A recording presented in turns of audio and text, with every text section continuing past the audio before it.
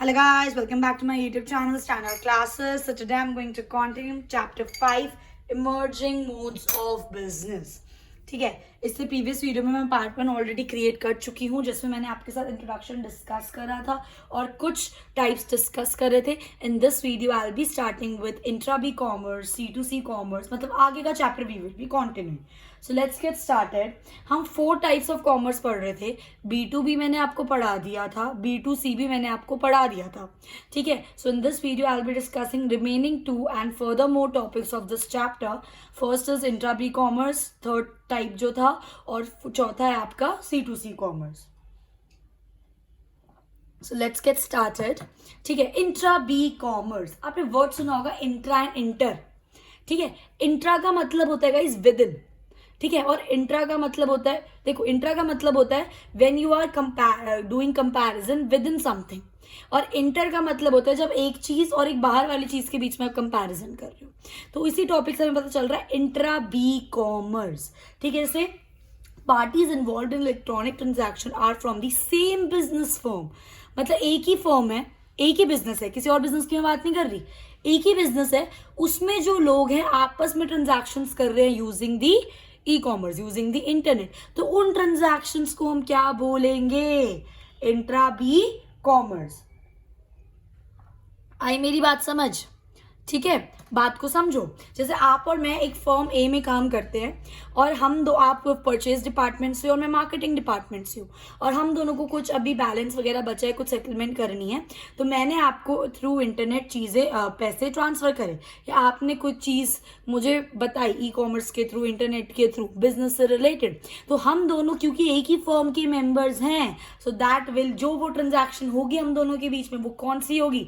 Intra B commerce. मैंने बोला था ना इंट्रा मतलब विद इन.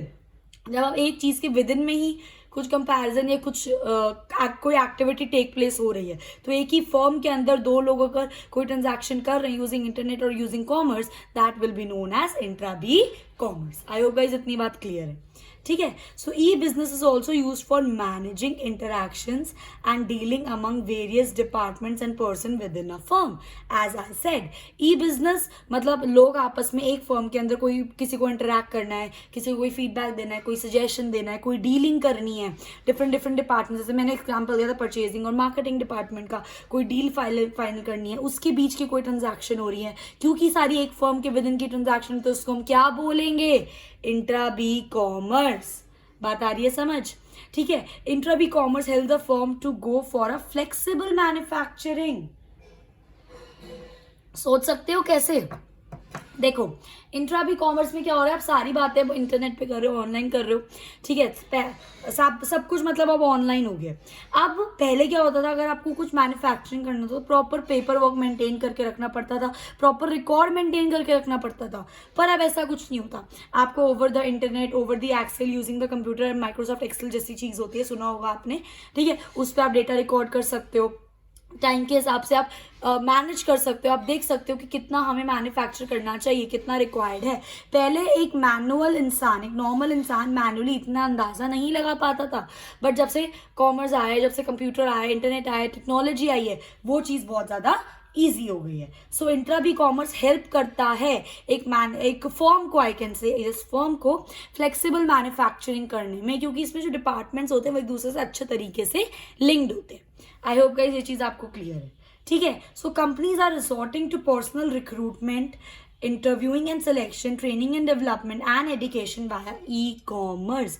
एक फर्म को अगर लोगों को हायर करना है, लोगों को जॉब पे रखने के लिए पूरा कंप्लीट प्रोसेस होता है जो आप क्लास 12th में पढ़ोगे.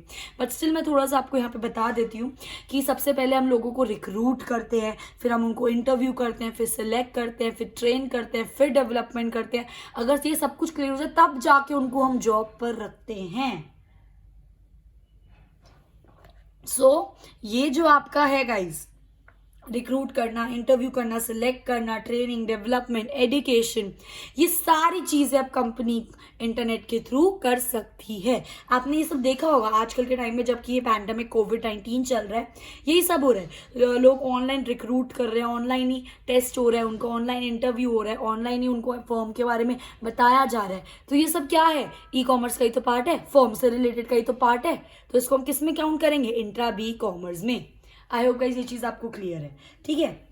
In fact, your virtual private network, that is VPN technology, would mean that employee do not have to come to office. Instead, in a way, the office goes to them, and then they can work from wherever they are and at their own speed and their convenience. आजकल बहुत एक famous चीज़ है, that is work from home.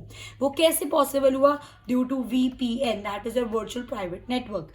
Virtually मतलब virtual private network, नाम को समझो। Virtual कोई चीज़ होती है मतलब वो रियलिटी में आपके पास नहीं है, बट वर्चुअली वो चीज़ आपके पास है। वर्चुअल प्राइवेट नेटवर्क, आपके पास खुद का वर्चुअल प्राइवेट नेटवर्क है, जिसके थ्रू आपको ऑफिस जाने की जरूरत नहीं है। सारा काम आपका जहाँ पर आप हो, घर पर हो तो घर पे बैठे बैठे हो जाएगा, कहीं वेकेशंस पे गए हो वहाँ पर बैठे बैठे हो जाएगा। बस आपको किस चीज़ की ज़रूरत है? एक कंप्यूटर और पीसी, लैपटॉप और इंटरनेट, दैट्स इट। आपका सारा काम हो जाएगा, अपने हिसाब से आप कर सकते हो, अपने कन्वीनियंस के हिसाब से आप कर सकते हो। That is known as intra B commerce. इसके अंडर ही ये टेक्नोलॉजी आई थी, that was virtual private network. I hope guys ये चीज आपको बिल्कुल अच्छे से क्लियर है, ठीक है। तो ये था आपका intra B commerce, this was all related to a firm.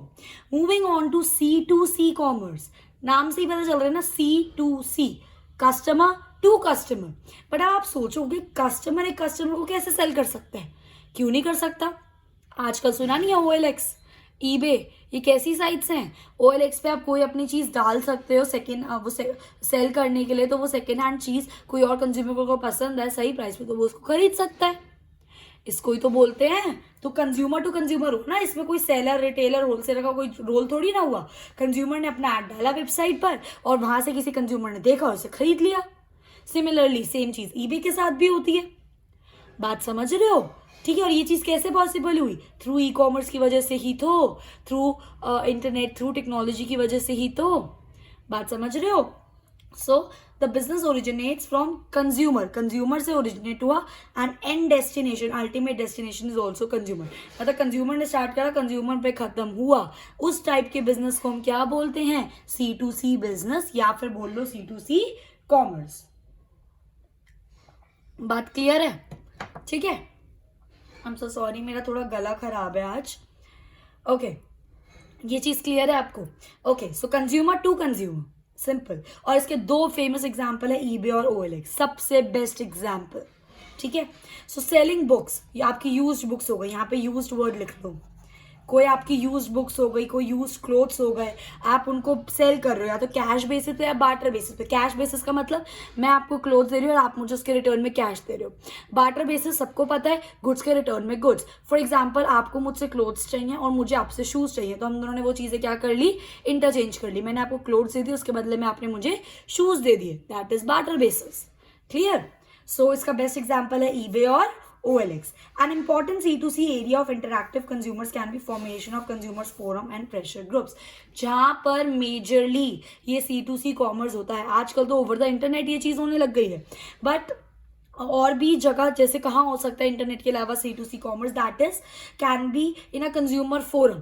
मतलब कोई कंज्यूमर के ग्रुप्स बने हुए हैं, कोई कंज्यूमर के प्रेशर ग्रुप्स है, कोई कंज्यूमर का एसोसिएशन बना हुआ है। वहाँ पे उन पर्टिकुलर ग्रुप्स, उन पर्टिकुलर एसोसिएशन में भी वो आपस में एक दूसरे को चीज़ें सेल बाय कर सकते हैं। तो वो किसके अंडर आएगा? C2C कॉमर्स के अंडर। बात क्लियर है?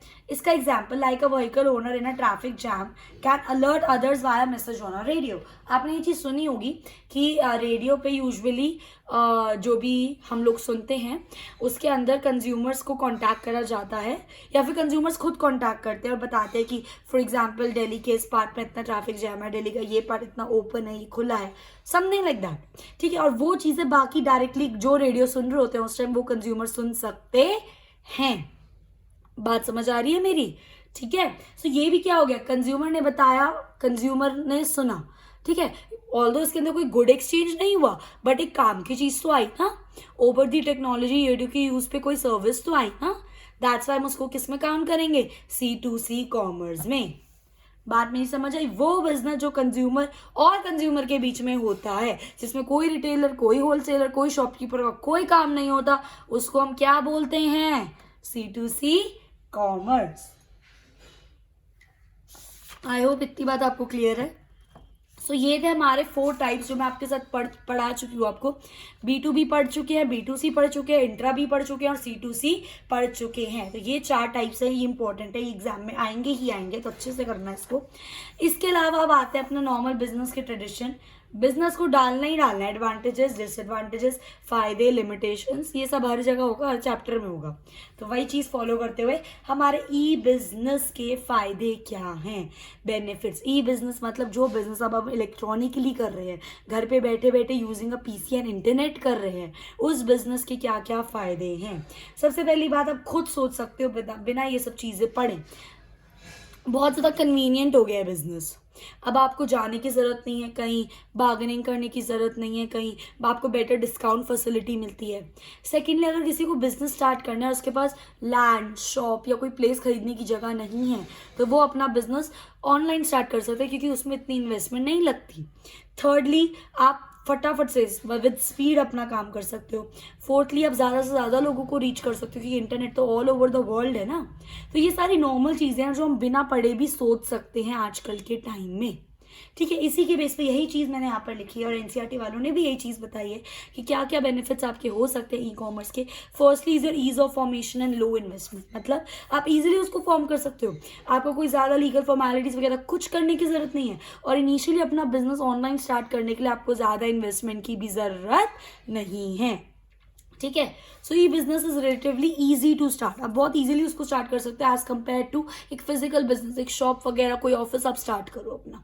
ठीक है, if you do not have much investment but have good networks, a good business can be done. ज़्यादा पैसे नहीं है बट अच्छे नेटवर्क्स हैं, अच्छे networks as an internet connection, अच्छी जान पहचान है, थोड़ी बहुत जान पहचान की भी इसमें एज सच कोई नीड नहीं है। अच्छे नेटवर्क्स से यहाँ पर हमारा मतलब है कि आपके पास सारी फैसिलिटीज़ अवेलेबल है। एक अपना ई बिजनेस स्टार्ट करने के लिए आप इजीली उसको लो इन्वेस्टमेंट में स्टार्ट कर सकते हो। कितना खर्चा आएगा एक लैपटॉप में और एक इनिशियल इन्वेस्टमेंट में? Initial investment as an internet लगवाने में या वेबसाइट क्रिएट करवाने में खुद कर सकते हो, तो उसमें भी कॉस्ट नहीं आएगी। बात समझ रहे हो? ठीक है, सो सबसे पहला benefit is ease of formation and low investment. Second हमारा पॉइंट आता है convenience. Convenience, internet offer service 24/7। आजकल के कस्टमर्स रात को 2 बजे, रात को 3 बजे, सुबह के 10 बजे, सुबह के 5 बजे कभी भी कुछ भी मंगवा सकते हैं, कुछ भी ऑर्डर कर सकते हैं। तो ये फैसिलिटी आपको कहाँ से मिल रही है? इंटरनेट के थ्रू मिल रही है। ये फैसिलिटी आपको ई बिजनेस के थ्रू मिल रही है। तो that is the most convenient thing about it, because it offer services like 24/7 ये आपको सर्विसेज प्रोवाइड करता है। बात समझ रहे हो? 24/7 365 डेज। तो कितना कन्वीनियंट है आपके लिए भी अपना बिजनेस एक्सपैंड करने के लिए और कंज्यूमर्स के लिए भी। ठीक है, सो ये business is truly a business as it enables and enhance by electronics. Enable मतलब अलाउ, और ये बिल्कुल बढ़ गया है, बेटर हो गया है इलेक्ट्रॉनिक्स को यूज करके, and offer advantage of accessing any time, anywhere, any time. ये हमें ये एडवांटेज प्रोवाइड करता है कि हम चीज़ों को यूज़ कर सकते हैं, ई बिजनेस को का फ़ायदा उठा सकते हैं एज अ कंज्यूमर, कहीं भी, कहीं पर भी, किसी भी टाइम पर। बात समझ आई? नेक्स्ट आता है आपका speed. All buying and selling can be done on a mouse of a click, on a click of a mouse. क्या दिक्कत है? एक क्लिक करा, शॉपिंग डन, सेलेक्ट करा, चूज करा, पेमेंट डन। इससे बेटर फैसिलिटी क्या मिलेगी घर पे बैठे बैठे? बात समझ रहे हो? ठीक है, नेक्स्ट आता है आपका ग्लोबल रीच। जैसा कि मैंने आपको बोला, एक फिजिकल शॉप पे आप इतने लोगों को रीच नहीं कर पाओगे जितना एक इंटरनेट ग्लोबल प्लेटफॉर्म पे आप कर पाओगे, क्योंकि वहां पे पूरी दुनिया कनेक्टेड है। तो कितने, आप सोचो कितने रीच तक आप पहुंच सकते हो। बात समझ रहे हो? ठीक है, तो it allows the sellers and access to the global market.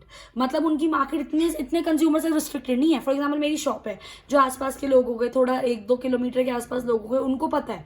But जब आपका ऑनलाइन बिजनेस है, दुनिया को आप बता सकते हो कि आपका ये बिजनेस है। सबसे बेस्ट Amazon वगैरह, ये जो अपना बिजनेस करते हैं, आज पूरी दुनिया में ये चीज़ चलती है। अमेजोन यहाँ भी चलता है, अमेजोन वहाँ भी चलता है, आउट ऑफ द कंट्री भी अमेजोन यूज होता है। तो ये कैसी ग्लोबल रीच ही तो है ये। अगर वो सिर्फ इंडिया में प्लेटफॉर्म खोलते तो मे भी इंडिया के लोग तक रीच कर पाते, बट क्योंकि उनका प्लेटफॉर्म ऑनलाइन है तो वो कितने लोगों तक रीच कर पा रहे हैं।